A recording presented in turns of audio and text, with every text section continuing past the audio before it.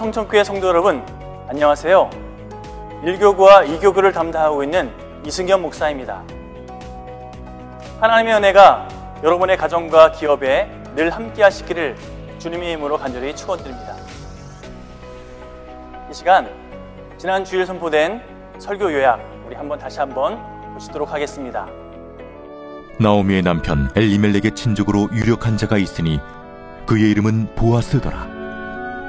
모압 여인 룻이 나오미에게 이르되 원하건대 내가 밭으로 가서 내가 누구에게 은혜를 입으면 그를 따라서 이삭을 줍겠나이다 하니 나오미가 그에게 이르되 내 딸아 갈지어다.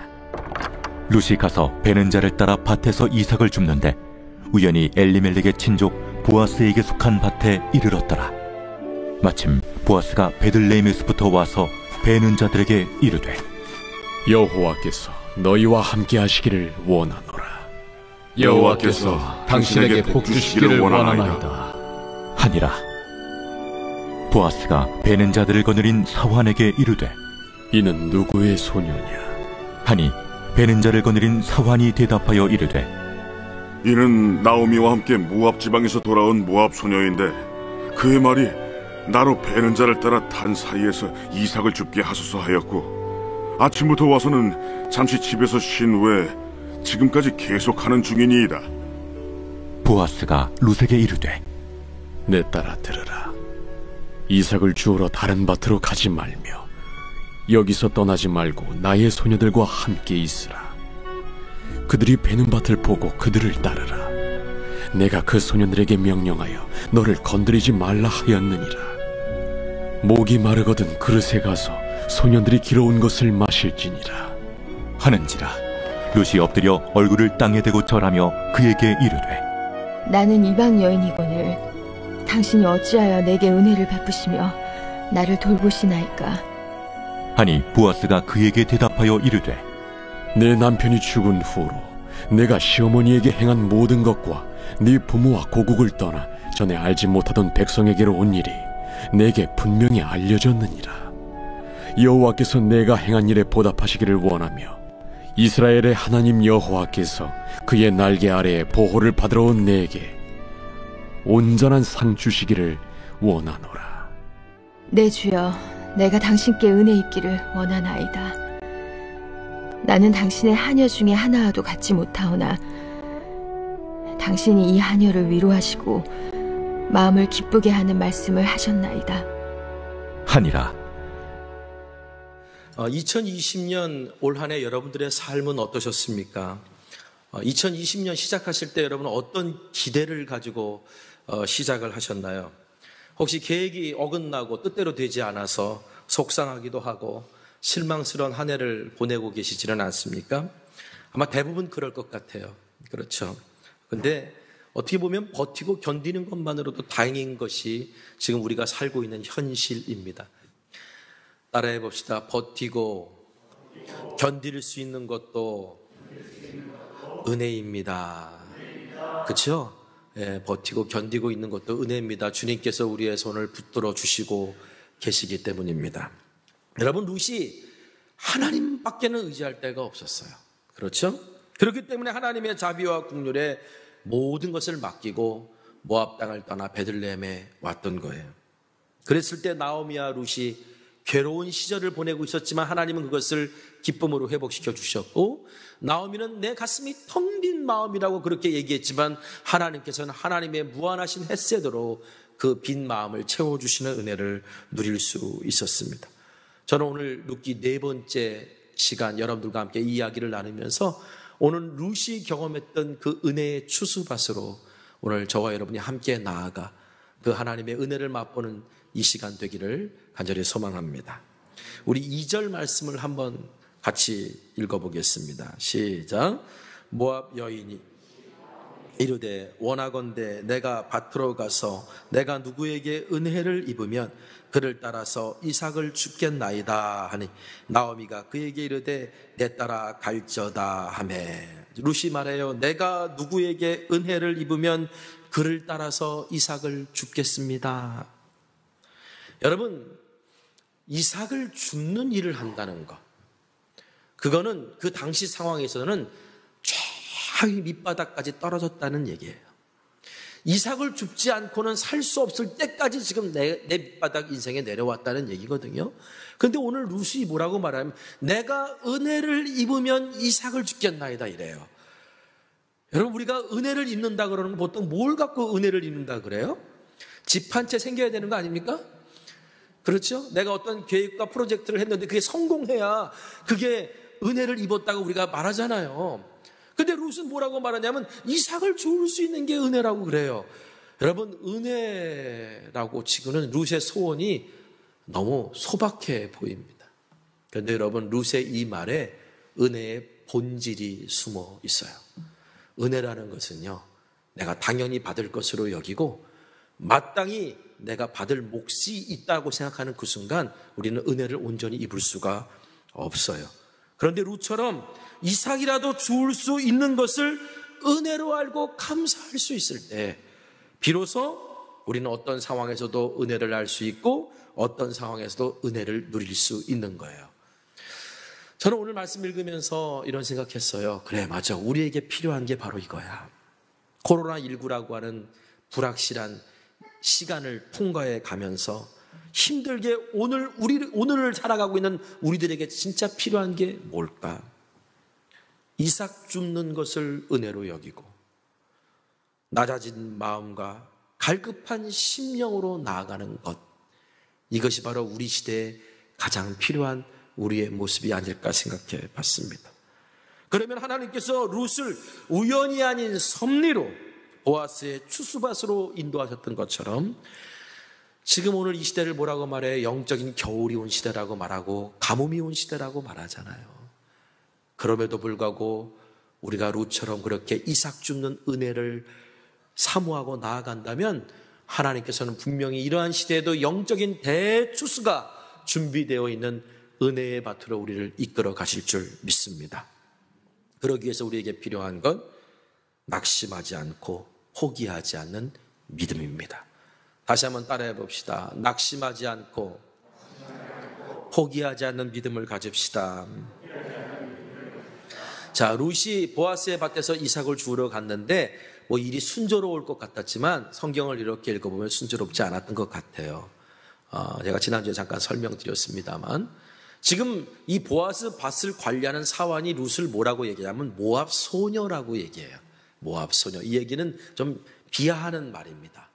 그리고 되게 왕따시키는 그런 의미가 있는 거예요. 그러니까 이 룻이 지금 보아스의 밭에서 은혜를 입기 위해서 이삭을 주우러 갔는데 다른 사람들보다 더 이렇게 어떻게 보면 불평등하게 대접을 받고 또 룻이 그것을 하려고 할 때마다 뭔가 많은 제약이 있었다는 거예요.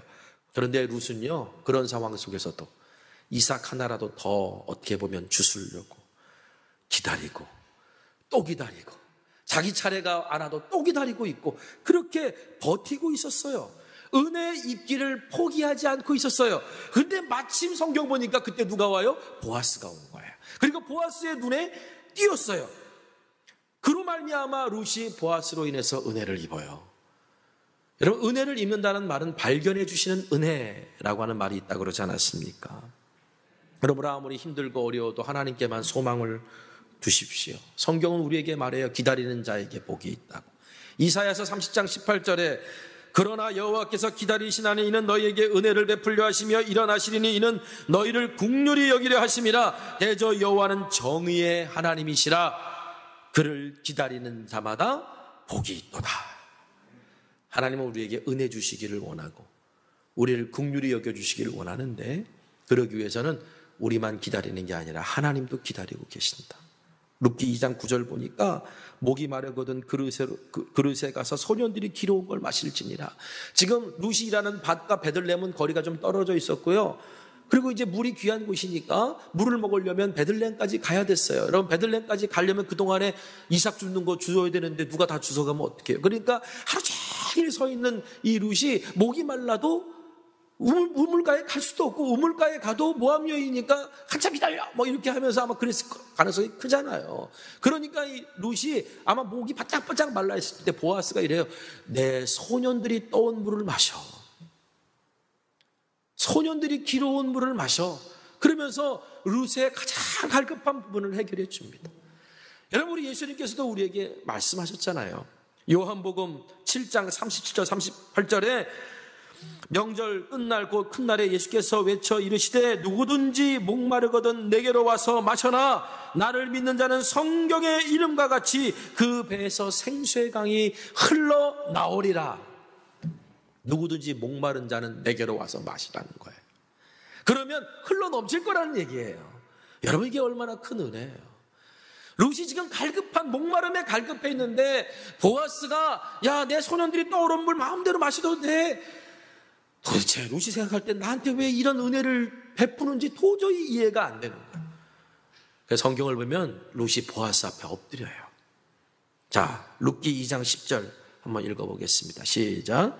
룻이 엎드려 얼굴을 땅에 대고 절하며 그에게 이르되 나는 이방 여인이거늘 당신이 어찌하여 내게 은혜를 베푸시며 나를 돌보시나이까. 엎드리는 거예요.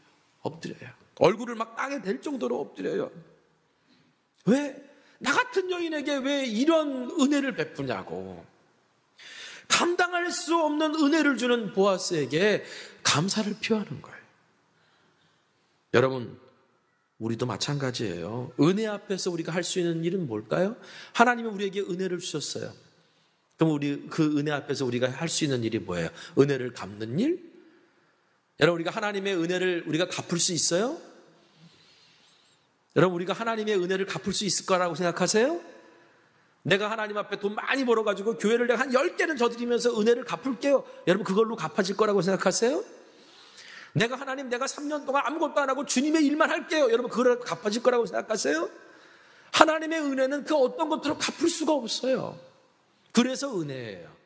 그래서 갚을 수 없으니까 하나님이 은혜를 주신 거예요. 그렇죠? 그럼 우리가 그 은혜에 대해서 어떻게 해야 돼요? 하나님 우리에게 은혜를 주시면서 뭘 가장 기뻐하실까요? 이걸 은혜로 알고 감사하는 걸 기뻐하시는 거예요. 룻이 보아스에게 엎드려서 은혜로 알고 감사하니까 보아스가 볼 때 참 기특한 거야. 아니, 이 모압 여인이 세상에 하나님의 은혜를 안 해? 아니, 이 모압 여인이 세상에 감사할 줄 아네?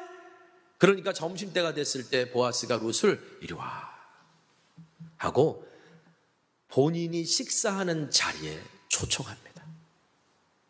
근데 여러분, 그 당시에는요, 사회적인 신분으로 식사할 수 있는 그런 어떤 자리가 다 정해져 있었어요. 룻은 감히 그 식사 자리에 낄 수 있는 사람이 아닌데 보아스가 룻의 감사와 그 신앙, 그 믿음을 보고 자기의 식사 자리에 초대한 거예요. 제가 이걸 통해 뭘 느꼈냐면 은혜에 감사할 수 있는 사람에게 하나님께서는 더 큰 감사를 주신다는 거예요. 은혜에 감사할 수 있는 사람에게 하나님은 더 큰 감사할 거리를 주신다는 거예요. 자, 우리 14절 말씀 한번 봅시다. 14절 읽겠습니다. 시작.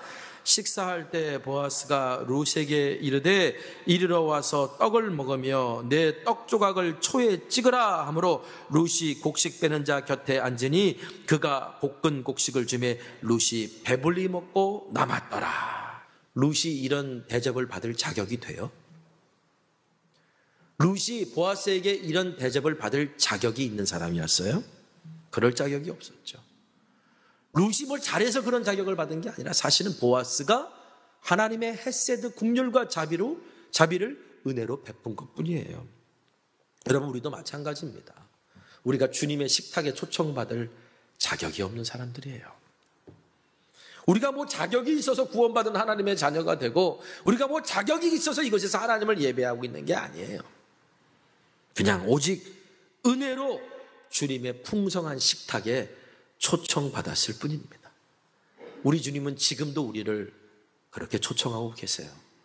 요한계시록 3장 20절 보니까 볼지어다 내가 문 밖에 서서 두드리노니 누구든지 내 음성을 듣고 문을 열면 내가 그에게로 들어가 그와 더불어 먹고 그는 나와 더불어 먹으리라 했습니다. 예수님께서 우리에게 말씀하세요. 자, 나와 함께 먹자.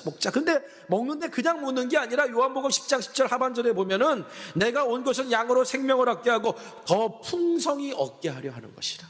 나와 더불어 먹으러 말미암아 풍성한 식탁을 얻을 수 있다라고 말씀하시는 거예요. 여러분, 룻은 그냥 보아스가 초청한 식사 자리에 앉았을 뿐이에요. 그럴 때 너무나 과분한 대접을 받았어요. 밥을 다 먹고 배불리 먹고 난 다음에 룻이 일어나면서 저 이삭도 주우러 가도 돼요? 네, 이삭 가서 주워. 그리고 룻이 일어나 갔을 때 사원들도 따라 나가려고 그러니까 불러서 은밀하게 보아스가 이런 부탁을 합니다. 자, 15절 16절 같이 읽어보겠습니다. 시작. 룻이 이삭을 주우러 일어날 때 보아스가 자기 소년들에게 명령하여 이르되 그에게 곡식단 사이에서 죽게 하고 책망하지 말며 또 그를 위하여 곡식 다발에서 조금씩 뽑아버려서 그에게 죽게 하고 꾸짖지 말라 하니라. 자, 룻이 딱 가는 걸 보고 너희들 일로 와봐. 내가 할 얘기가 있어. 룻은 너희들 단 사이에서 죽게 해. 자, 이게 무슨 말이냐면 보통 곡식을 뱁니다. 그러다 떨어진 이삭을 줍는 사람들은 저 뒤에 있어요. 뒤에 있다가 이 사람들이 어느 정도 지나고 난 다음에 와서 막 달려와가지고 줍는 거예요. 그런데 지금 보아스가 어떤 배려를 해주냐면 룻은 너희들이 베는 사람들 옆에 있게 해라고 하는 거예요. 왜 그렇게 했을까요? 떨어진 것을 먼저 주울 수 있는 기회를 룻에게 줍니다. 두 번째는 책망하고 꾸짖지 말라 그러는 거예요. 뭐냐면 막 하다 보니까 룻이 어설프다 보니까 잘 모르다 보니까 그 사람들을 좀 불편하게 할 수 있잖아요. 그러면 하다 보니까 이거 해도 너무하네. 이 모압 여인이 보아스의 사랑을 좀 받는다고 관심을 받는다고 이래도 되는 거야? 이제 그만 좀 해라. 이렇게 좀 꾸짖을 수 있기 때문에 너희들 그런 말 하지 마. 룻의 마음을 배려해 라고 얘기하고, 세 번째 어떤 기가 막힐 얘기를 또 하나 하는데 무슨 얘기를 하냐면 곡식을 이렇게 베면서 슬금슬금 그냥 흘려. 슬금슬금 흘려. 그래서 그 여인이 이렇게 그냥 자기가 이삭을 줍는 은혜를 입은 것처럼 그렇게 흘리라고 얘기해요. 제가 말씀 쭉 읽으면서 이런 생각했어요. 이럴 바에는 룻에게 룻아, 너 모압 땅에서부터 네 어머니 나오미를 선대하고 하나님 주의 날개 아래 보호를 받고자 여기까지 왔으니 저 그들에 가서 편히 쉬어라. 돌아갈 때 한 보따리 줄게. 이렇게 말하면 안 돼요? 그거 꼭 굳이 그렇게 은밀하게 해야 되고 땀 뻘뻘 흘리면서 왜 이삭 죽게 만드냐고요. 왜 그랬을까 생각해 봤어요. 만약에 보아스가 그렇게 했으면 룻아, 저 그들에 가서 쉬고 있어. 돌아갈 때 너가 한 달치 먹을 양식 줄게. 그렇게 했으면 룻은 어떤 마음을 가졌을까요? 참 보아스라는 분 너무 귀한 분이야. 보아스라는 분 정말 너무 멋진 분이야. 정말 감사할 뿐이야. 이러고 아마 돌아갔을 거예요. 그런데 그 마음 한구석에 룻이 정말 붙여찾던 것은 하나님이었어요. 하나님이 은혜로 공급해 주시고 이삭을 주는 은혜만으로도 감사하려고 했던 룻이었어요. 보아스는 생각했던 것 같아요. 내가 주는 게 아니라 하나님이 주는 거야. 이삭을 주우면서 돌아보니 하나님의 은총이었네를 깨닫게 하고자 했지 않았을까. 그래서 자기가 열심히 밑에만 보고 열심히 주워가지고 비록 몸은 고됐지만 너무너무 기뻤습니다. 보리단을 막 묶어가지고 낑낑 매면서 집으로 가져와서 그 보리단을 털었어요. 이삭을 떨었어요. 자, 그랬더니 이야, 생각보다 너무나도 많은 보리를 얻은 거예요. 우리 17절 말씀 읽어보겠습니다. 17절 자, 읽겠습니다. 시작. 룻이 밭에서 저녁까지 줍고 그 주운 것을 떠니 보리가 한 에바쯤 되느니라. 한 에바가 우리로 따지면 22리터, 키로수로 따지면 17kg. 우와, 그냥 이삭 죽는 은혜로도 감사합니다라고 그냥 이삭만 주러 갔는데 집에 돌아와서 이삭을 떨어보니 당시 그 밭을 추수하는 일꾼이 한 달치 품삯이 한 에바였어요. 보리 한 에바. 한 달치 품삯을 받았어요. 이제 어머니와 자기가 한 달 동안 걱정하지도 않고 먹을 수 있는 품삯을 받았어요. 놀랍지 않습니까? 여러분, 하나님께서 주시는 은혜라는 게 그런 것 같아요. 당신은 그게 은혜인지, 그렇게 큰 은혜인지 몰라요. 근데 지나고 나서 그 이삭을 떨어봤더니 한 에바가 되는 그런 풍성함을 줬던 것처럼 당시에는 그렇게 큰 은혜인 줄 몰랐는데 지나고 돌아봐서 이렇게 떨어봤더니 이게 생각보다 큰 은혜였던 거예요. 여러분, 여호와를 기다리는 자에게 복이 있는 줄 믿으시기 바랍니다. 그래서 이사야서 30장 26절에 이렇게 말해요. 여호와께서 자기 백성의 상처를 싸매시며 그들의 맞은 자리를 고치시는 날에는 달빛은 햇빛 같겠고 햇빛은 7배가 되어 7날의 빛과 같으니라. 하나님의 응답하실 때 7배로 주신다는 거죠. 7이라는 숫자는 완전수고요. 그러니까 정말 우리가 생각할 수 없는 가장 완전한 풍성함으로 우리에게 응답해 주신다는 거예요. 여러분, 그렇기 때문에 오늘 나는 왜 이삭밖에 못 줍지? 이것 때문에 실망하지 마십시오. 하나님의 밭에서 은혜를 구하는 자에게 이삭 줍는 것만으로도 지나고 보면 그것이 너무나도 크고 풍성한 은혜였다는 걸 깨달을 수 있는 은총을 하나님이 우리에게 허락해 주실 줄 믿습니다. 그러므로 오늘 우리에게 주시는 일용할 양식에 감사하십시오. 버티고 견딜 수 있음에 감사하십시오. 오늘 하루를 버티고 견디게 하는 이삭 줍는 은혜에 대한 감사가, 하나님 감사합니다라는 그 감사가 결국은 풍성한 주님의 시착으로 초대받을 수 있는 초대장이라는 사실을 우리가 꼭 기억해 봤으면 좋겠습니다.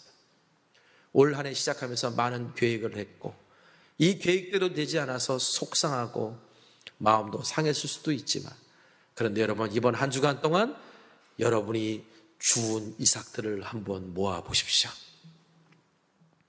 그리고 그 주운 이삭들을 한번 조용히 떨어 보십시오. 내가 생각한 것보다 훨씬 더 많은 하나님의 은혜가 거기에 있을 것입니다. 우리 다음 주간 우리 추수감사절을 지키면서 우리 이번 한 주간 또한 그런 마음의 고백으로 감사의 고백들을 가지고 주 앞에 나올 수 있는 우리 모두가 되기를 소망합니다.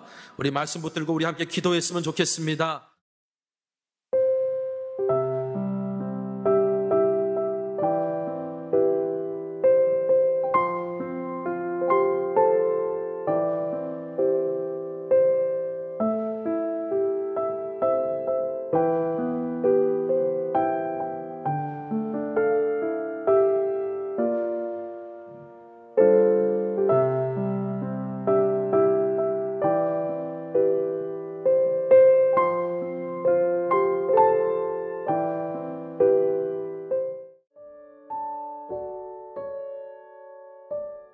이 시간 함께 기도하시겠습니다. 첫 번째로 우리 속회의 VIP 전도 대상자를 위해서 함께 기도하시겠습니다.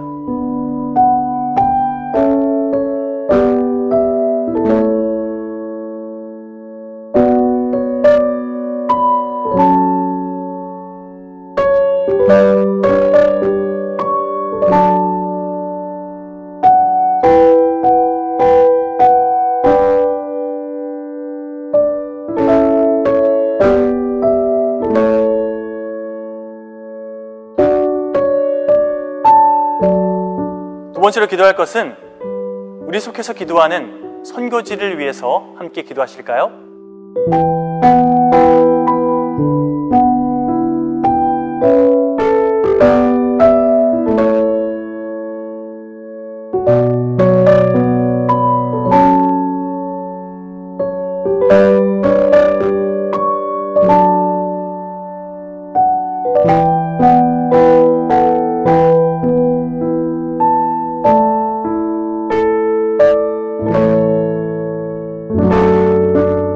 세 번째 기도 제목은 우리 속회에게 맡겨진 갈대상자 기도 대상자, 우리 아이들을 위해서 함께 기도하시겠습니다.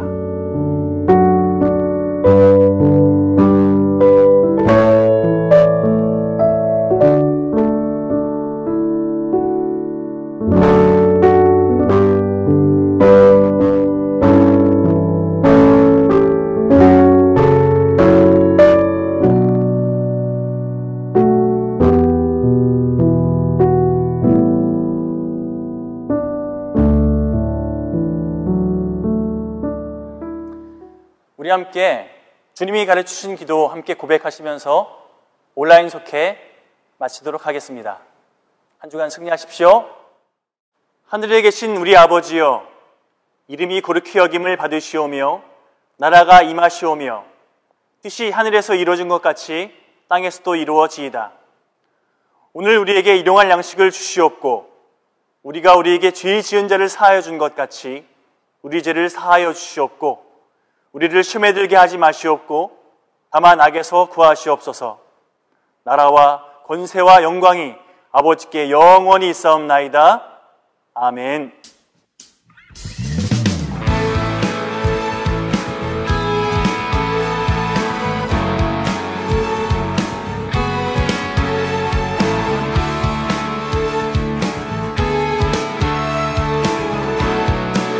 우리가 꿈꾸는 나라, 우리가 꿈꾸는 나라, 그것은 우리의 고향, 그것은 우리의 고향. 손에 잡히지는 않아도 믿음으로 그것을 보내